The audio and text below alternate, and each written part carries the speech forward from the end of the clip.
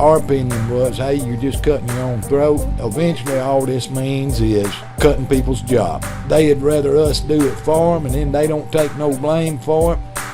Which side are you on? Which side are you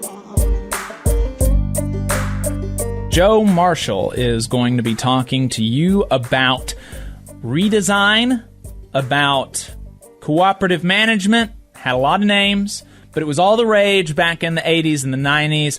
And basically what it was a scheme by management to try to get workers to make their jobs more efficient so as to cut them.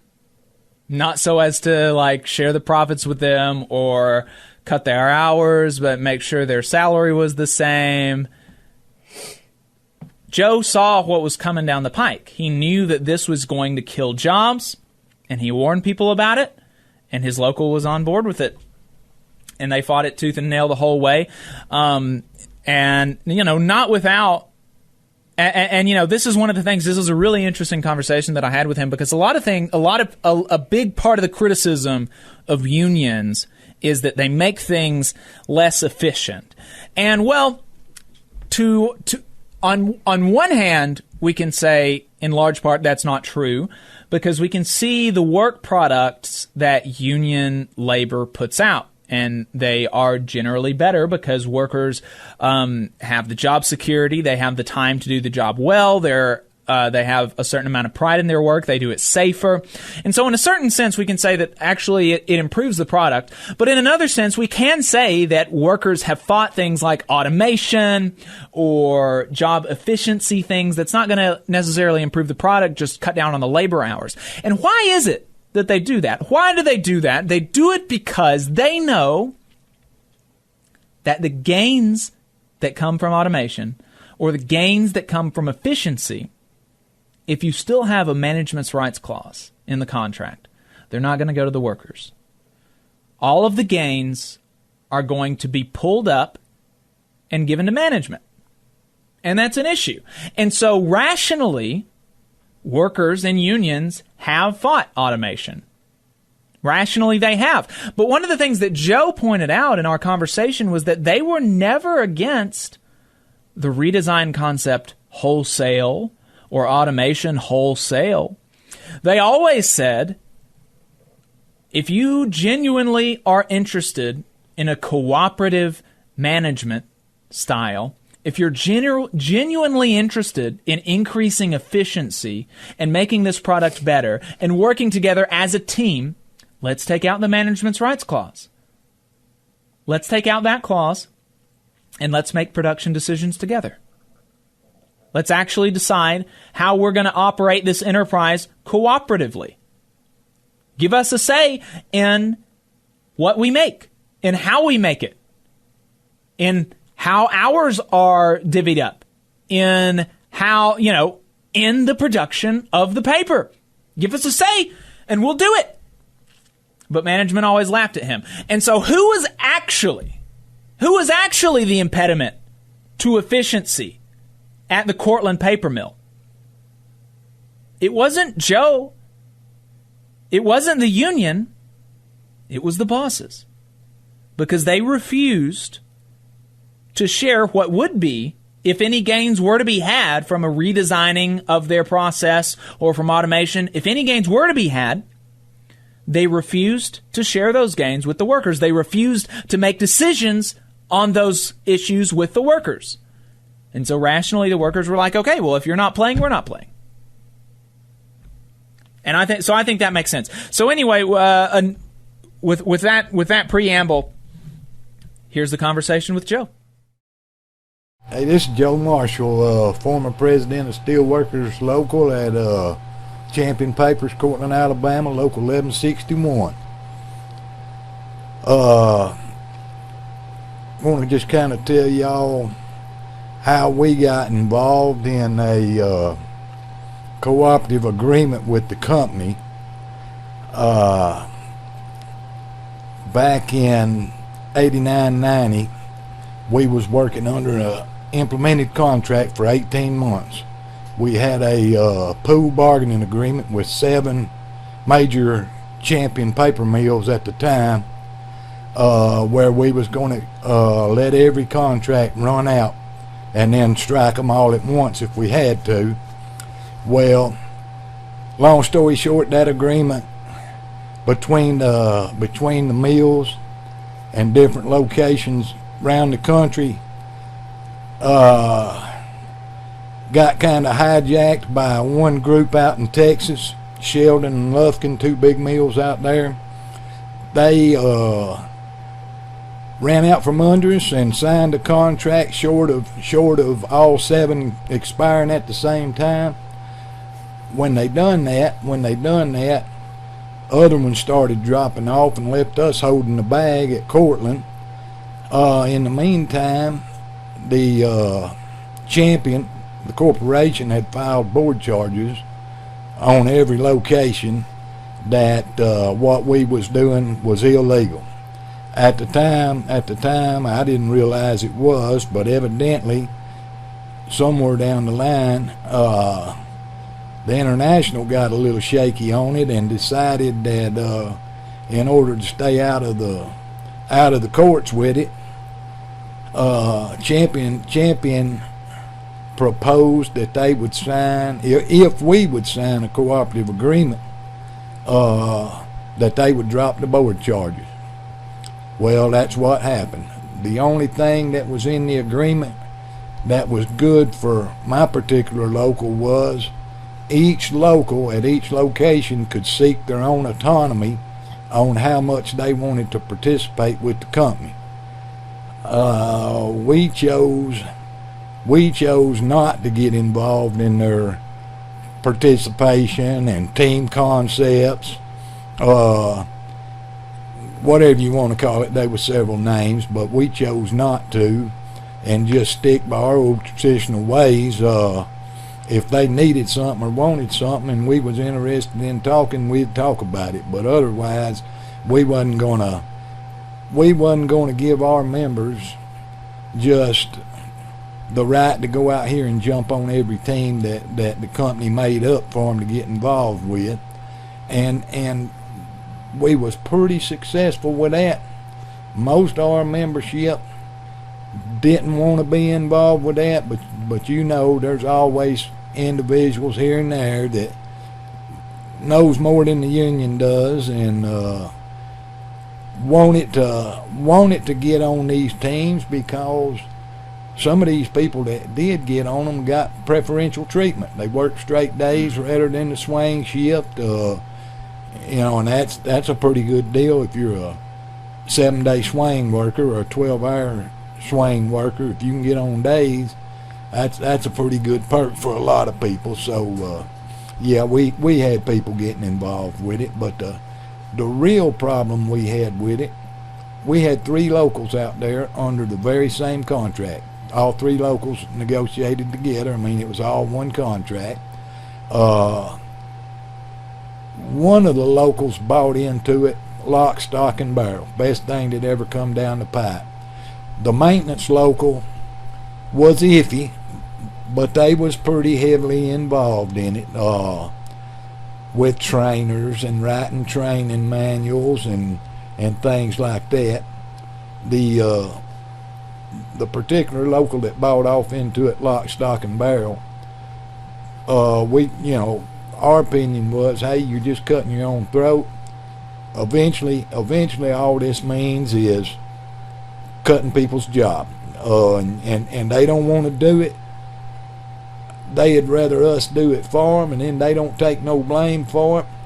We couldn't make them understand that, but you gotta know, and I hate to say it this way, the president of that local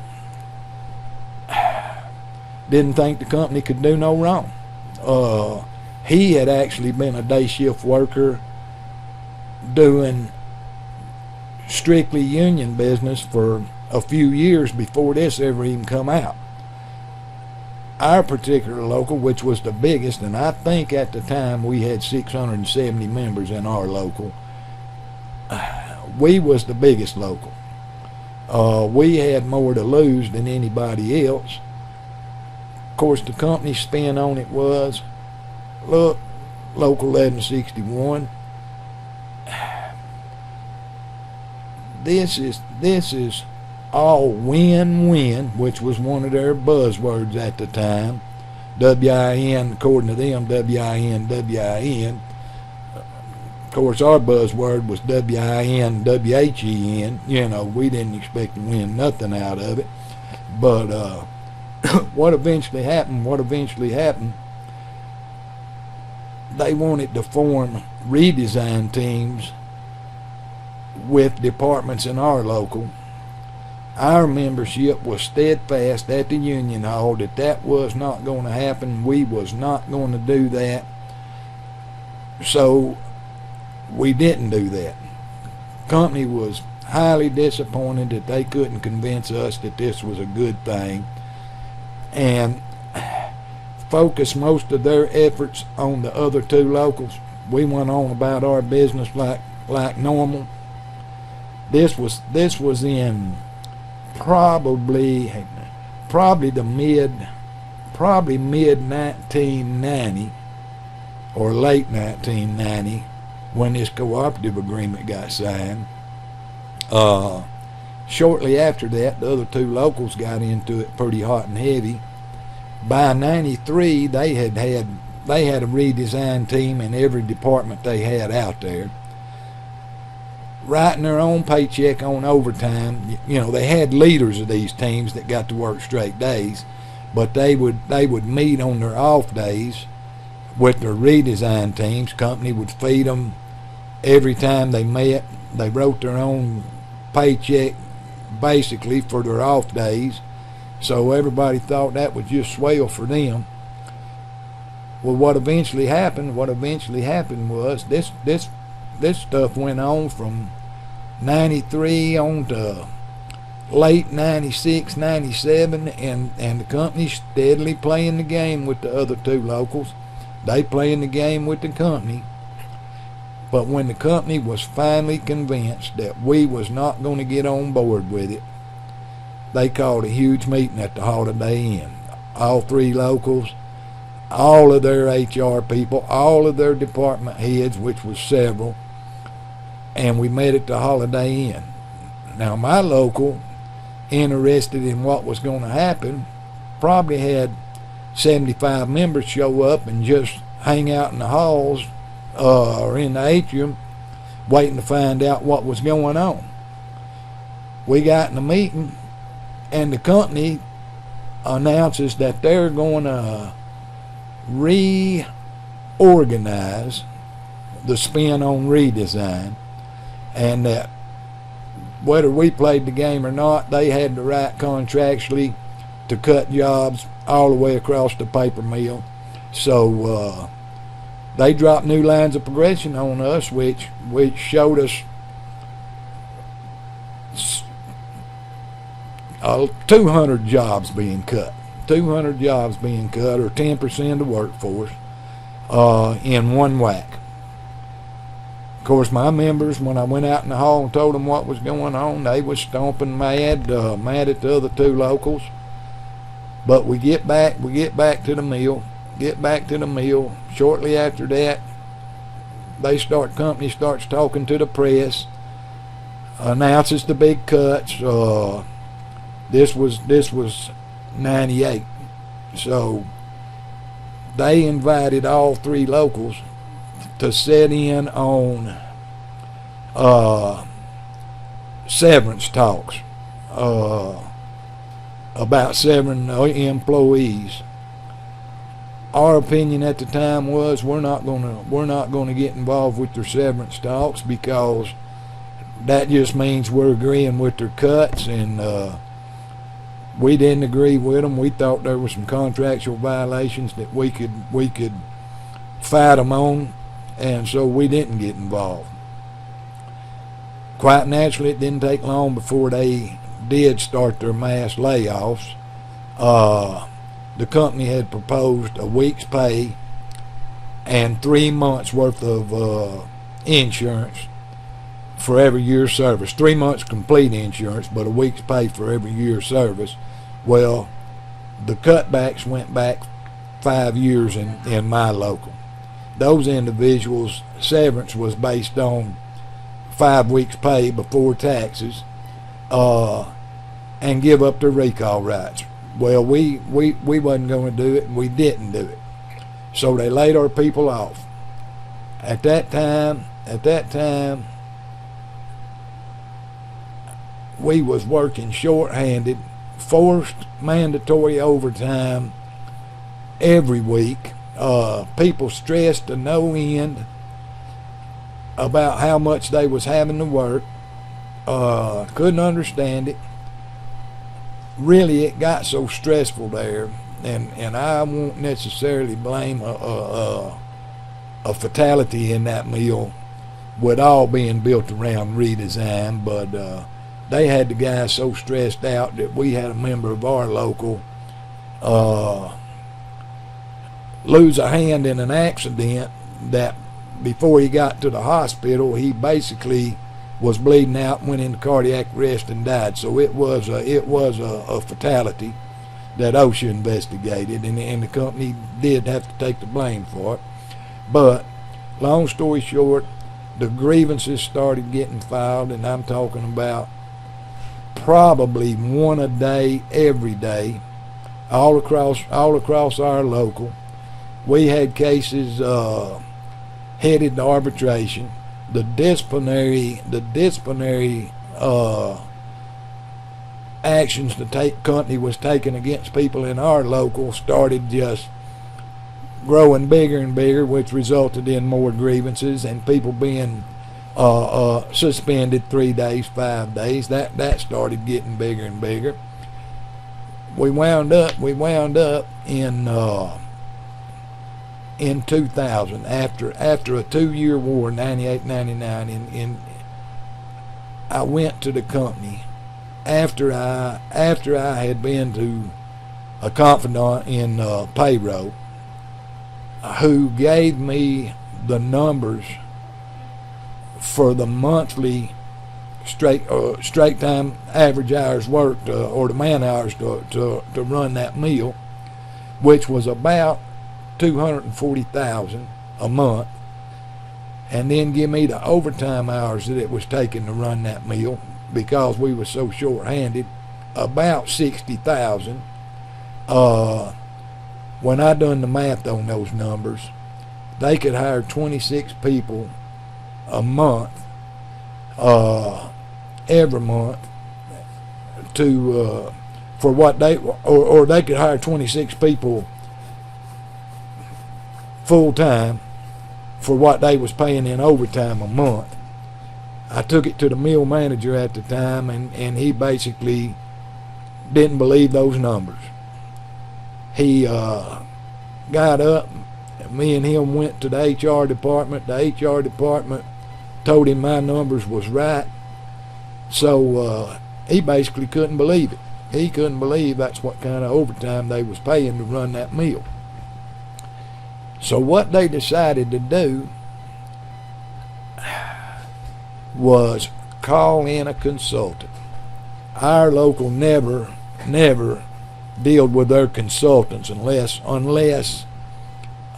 they could legally get away with it by calling these little meetings with individual departments. But we agreed to meet with a consultant, or basically a mediator. He came in. We settled all of our grievances, every single one with the exception of one. The company agreed to call back every person in our local. These meetings we was holding these in April. They agreed that they would start immediately and call half of them back within just a couple of weeks, and have all of them back by June. Well, really, they called them all back within a month's time. We had all our people that wanted to come back at work, because we didn't negotiate severance. If you got involved with the severance, you gave up your recall rights, and that was our biggest sticking point. We wasn't going to do that for such a little bitty severance package. So we get our members back. The people in the maintenance local didn't have anybody get laid off in it. The other local, theirs that got laid off and got the severance package, couldn't understand what was going on when our members was getting called back. My phone was ringing off the wall from the other locals, people wanting to know why they wasn't getting called back.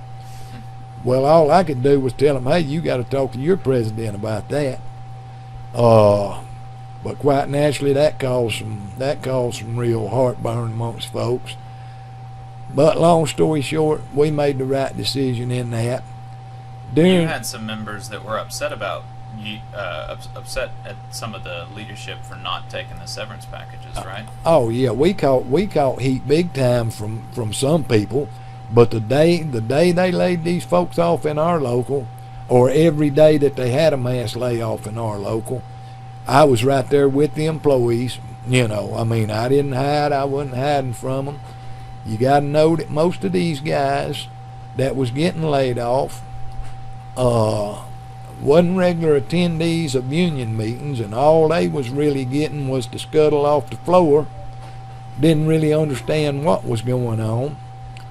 I had one member in my local who didn't have a dog in the race, hired in 1975, never attended union meetings, decided he was going to be the hero for this group that was getting laid off, and he decided he was going to file charges with the International Union on me personally and the local for failure to represent.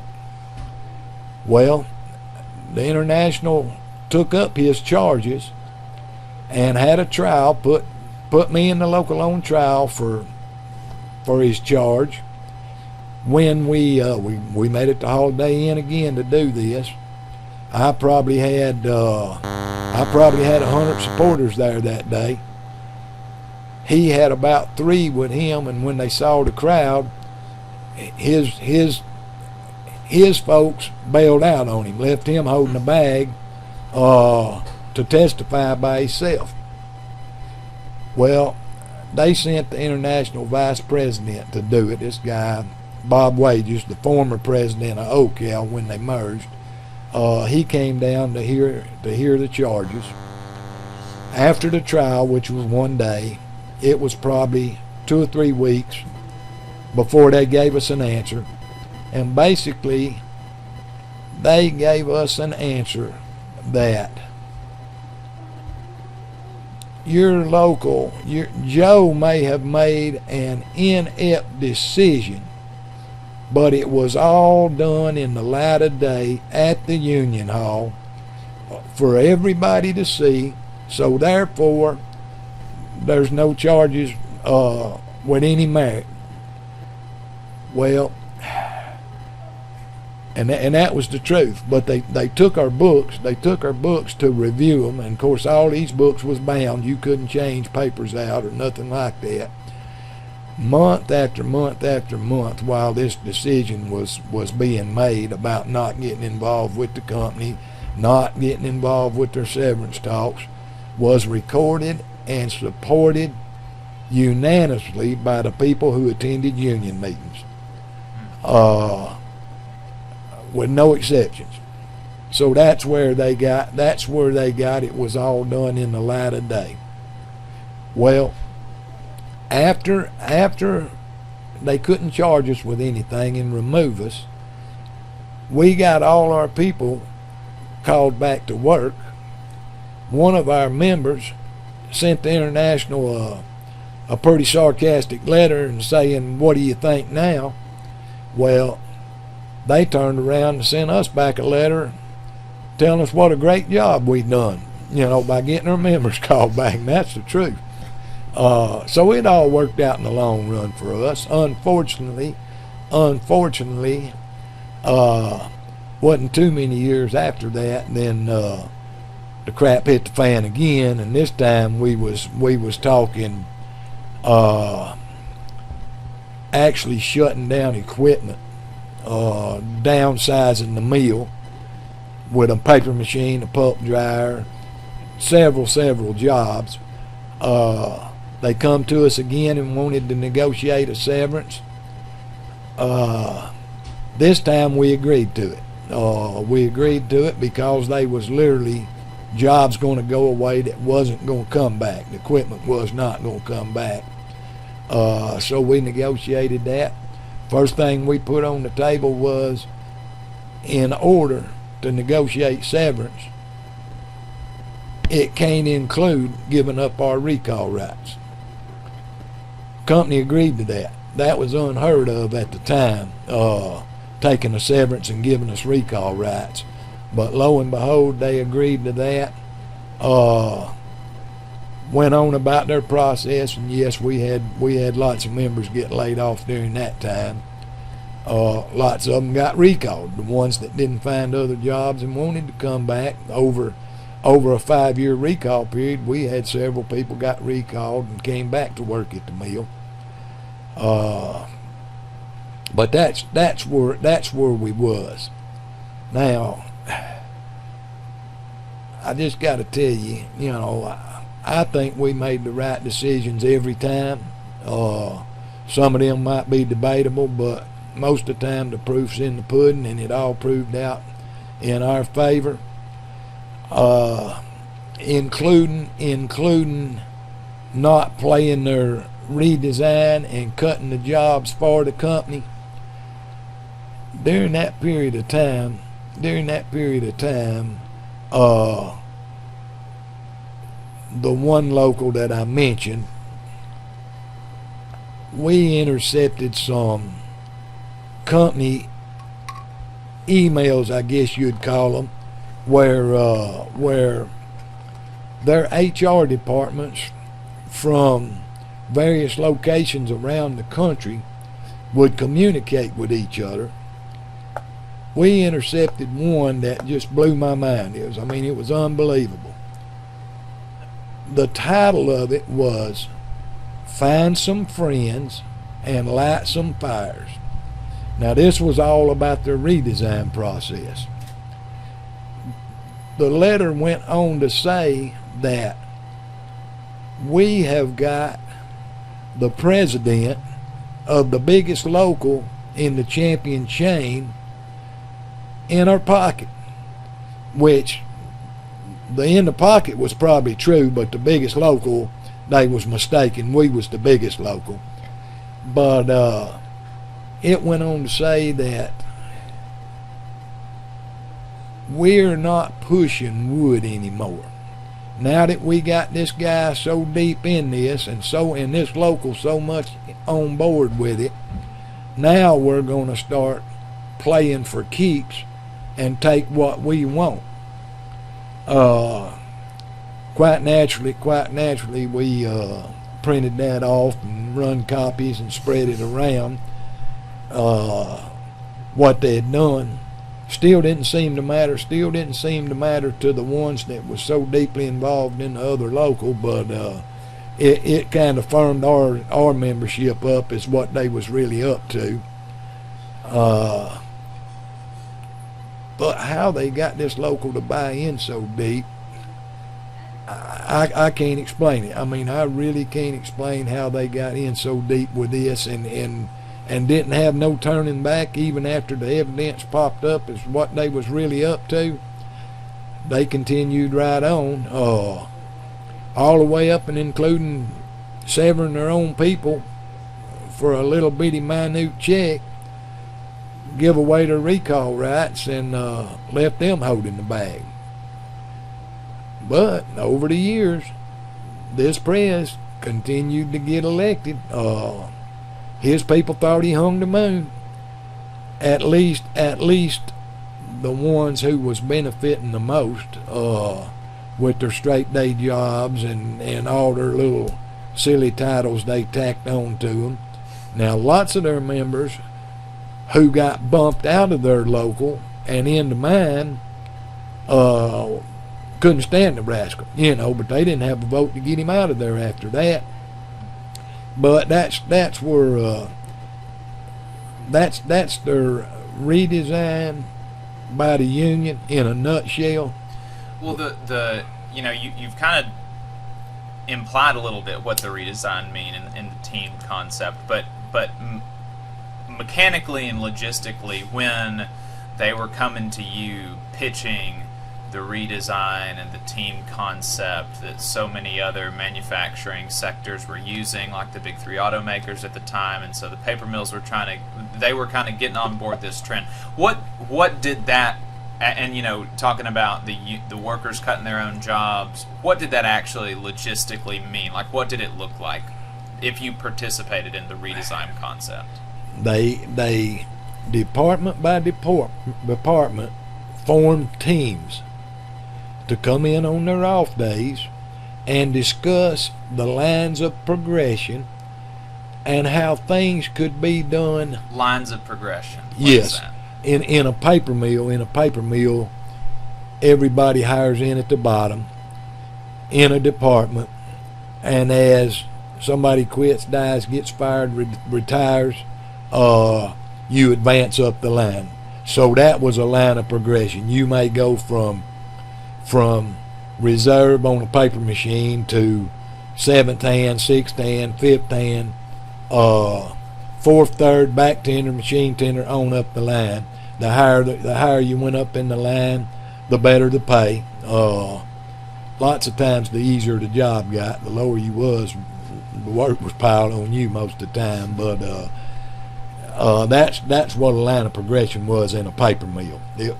Paper mills ain't a assembly line. Now it's a 24/7 operation. It never stops. The paper being made never stops. But it's a lot of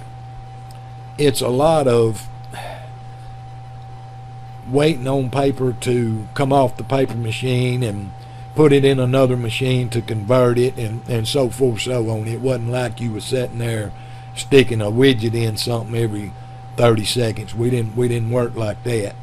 But what the redesign actually done was get these teams together and basically supposedly talk about how they could make these lines of progression more efficient.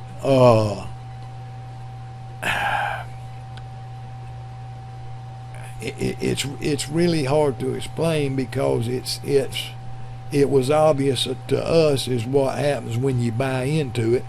But these union members who was involved in these redesign teams never dreamed in a million years that the company could do without them, or that the company didn't care how much more work they had to do when they did cut people's jobs. You know, the company's little buzzword was work smarter, not harder. Well, our buzzword was we're smart enough to know we're going to be working harder, you know, if we do this. The other ones didn't seem to understand that. But it never came to the point where the company actually let the redesign teams roll out their redesign, because they was steadily playing the game, hoping they would get us involved so we would all be involved at the same time, and then when they made their cuts, they didn't have to take the blame. So what actually happened was they steadily played this game, steadily played it, until they was just absolutely convinced that they couldn't get us on board, and they was tired of waiting. So when they got tired of waiting is when they dropped the hammer in 98 and called it a restructuring,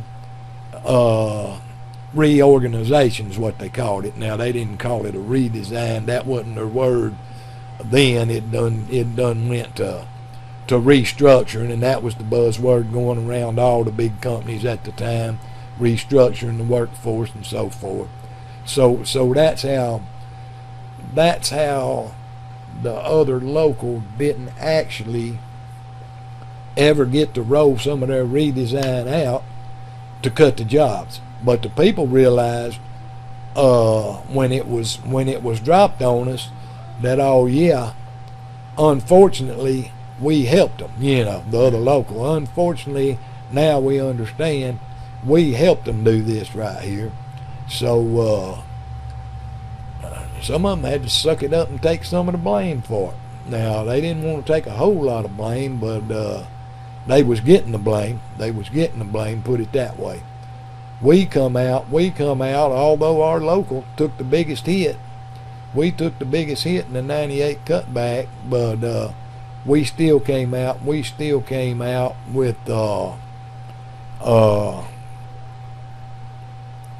recall language that was necessary, and we got our folks recalled, and that was our main goal, not to never give away another Union Brothers job. That was our goal from the whole time. Don't play the game, so we don't take none of the blame, and we was successful at that, Jacob. And that was, so the teams were basically, the idea is you're gonna try to make your job easier so that there's less man hours that have to be worked, and so ultimately what that would result in is there's going to be jobs being lost. Yes, and I'll give you a perfect example, and I hate to admit this, but I was not the president of the local in early 92.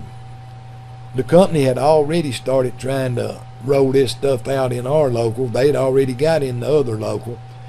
We was totally against it, but we had a department that was pretty stirred up that they couldn't play redesign with the company because the local wouldn't allow it.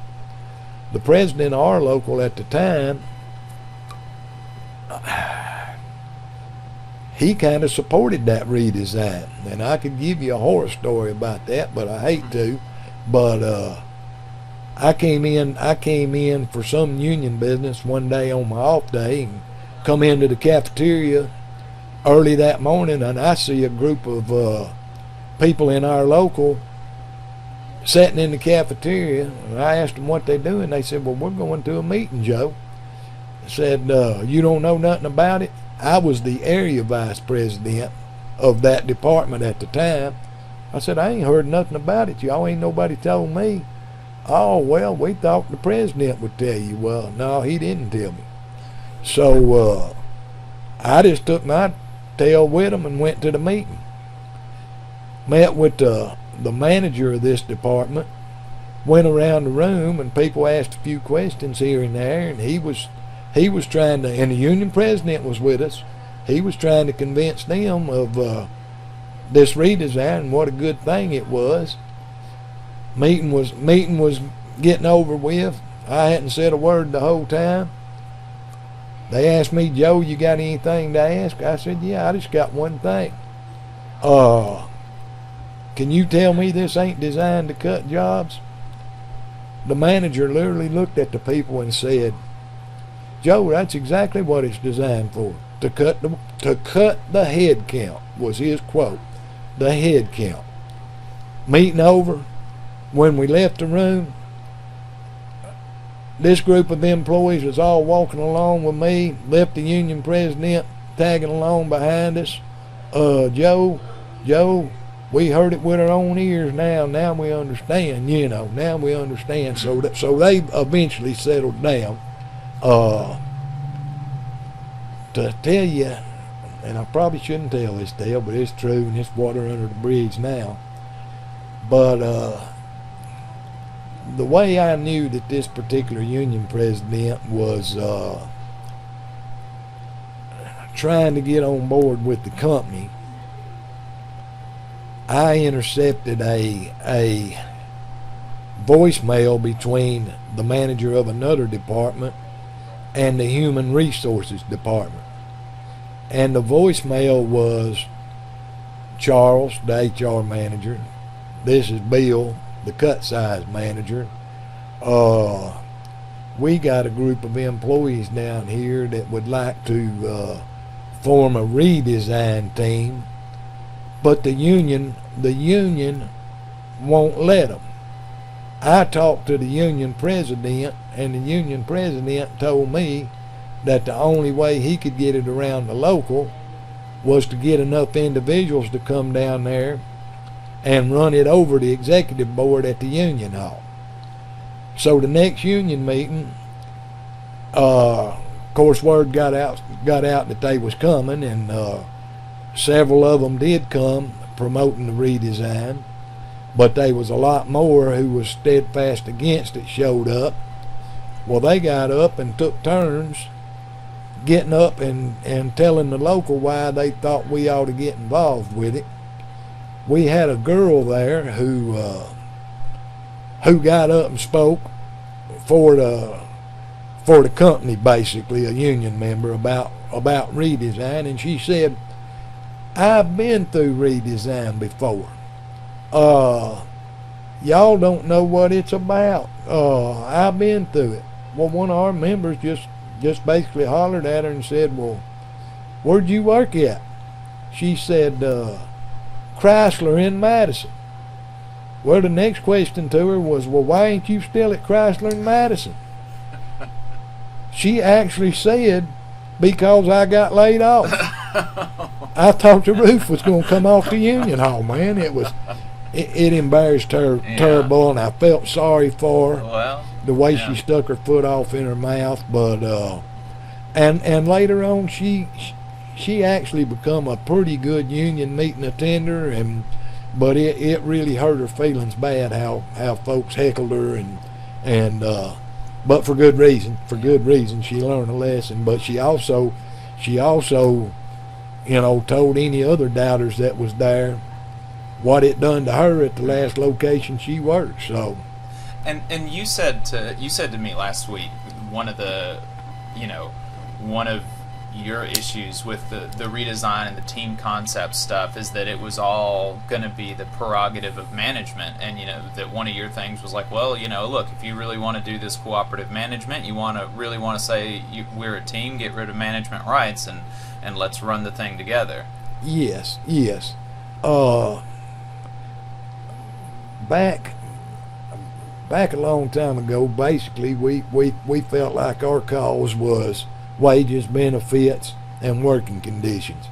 But as we looked around the country and people taking layoffs everywhere, we just added number 4, job security, on there, and that was, we had decent wages, benefits, and our working conditions was good. But we knew through redesign the working conditions was going to go all to crap, and we sure wanted to bolster our security. So that was our key. Anytime the company brought up to me, Joe,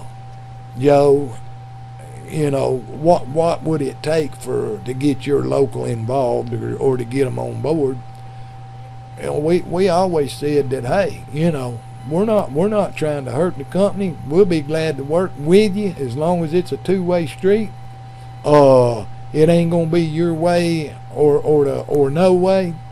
And all we'll tell you to do is, you want us to get involved with you, let's write the management right clause out of the contract. And then we'll be able to sit down and be equal ground then when it come to changing anything we had. Well, of course, they wasn't willing to do that by no stretch. They just thought that was a laugher, but we meant it. We meant it. The only way we was going to be involved at all was that the management right clause, they had signed a supplemental agreement that says, hey, the management right clause is null and void during the period of this contract, and they would not do that. To give you another example of how bad they wanted to cut jobs and let us do it for them, they basically give up on the redesign with our local. But in about '93, they come up with a new concept gain sharing. Now, we'd always been a proponent of true profit sharing. You know, we'd be interested in looking at that. They had a concept of gain sharing. Here's the bar. You meet the goal on the bar. Quarterly, we're going to give you a gain sharing check. We did meet with the company and discuss this. I told them in the meeting that our local wasn't interested really, other than straight up profit sharing. They wasn't interested in that. I told them, well, look, the only way we can move forward with your gain sharing, because we think it's designed to cut jobs, and that may be hard to understand, but if you knew the way things worked out there, yeah, it wasn't hard for us to understand. We asked them, would they be willing to sign a staffing agreement, and as long as we produced this many tons, we kept this many people. Oh, no way, Joe, no way. You know, we can't do that. What if we have to shut something down? Well, quite naturally, if they shut a paper machine down, the tonnage would go down, and it would give them the right to do what they had to do. In that meeting, my local wasn't interested in their gain sharing. Really, at the time, it was all new to them. They actually brung a secretary in there, and this was unusual. She took shorthand of every word said in that meeting, every single word. When it was all said and done, the meeting was over. Company accused us of sabotaging the gain sharing for everybody because we wouldn't play. I also told the company during those meetings that we wasn't interested in negotiating gain sharing for their salary people and their supervisors, that we didn't care what they paid them, didn't matter to us. We didn't even need to know and didn't want to know. But they don't pay no dues to our local, and we're not negotiating it for them. And this deal was across the board, everybody, salary workers included too. We wasn't for that. Well, I give the secretary about a week, and I went and seen her. She was the HR secretary, and I said, hey, have you transcribed that shorthand yet? Yeah, Joe. I said, well, you got a copy for me? Are you supposed to get a copy? I said, well, I was in the meeting. I guess I was supposed to get one. She went and got me a copy of the whole thing. Of course, about 500 copies got run off of that thing, passed all over the mill. And when people seen that the company wasn't willing to sign a staffing agreement, most folks understood that, hey, yeah, it was about job cutting too. Everything they'd done through that period of time was all designed to cut our own throats. I mean, it really was, and was we smart enough to stay out of that? Well, this went on for a while.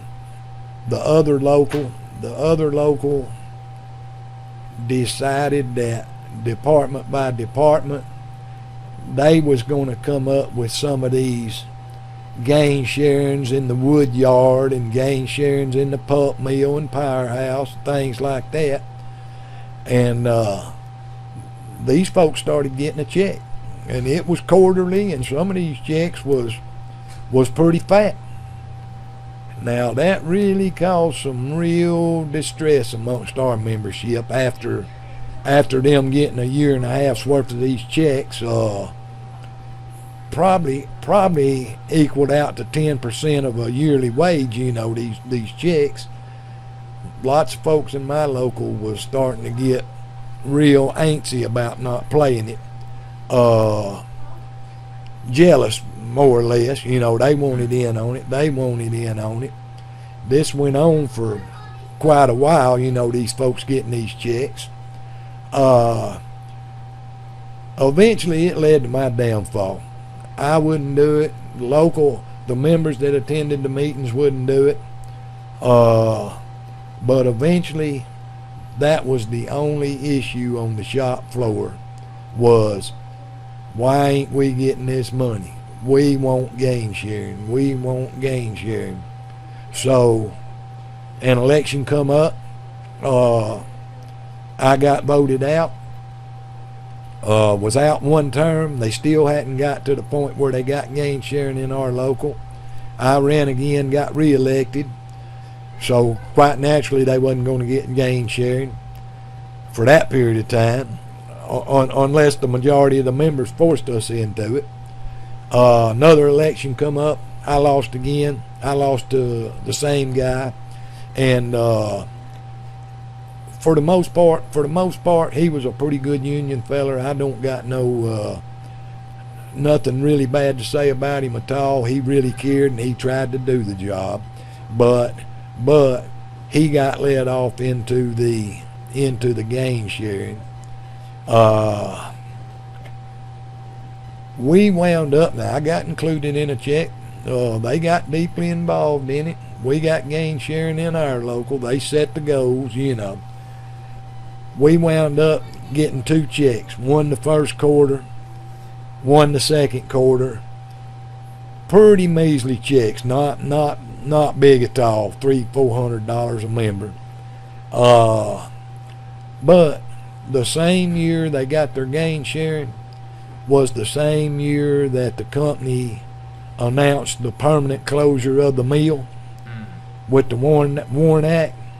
So yeah, we got gain sharing all right, but we also got pain sharing all in the same year, and that's just what I told the folks. Look, you got what you wanted, gain sharing and pain sharing, so how'd that work out for us?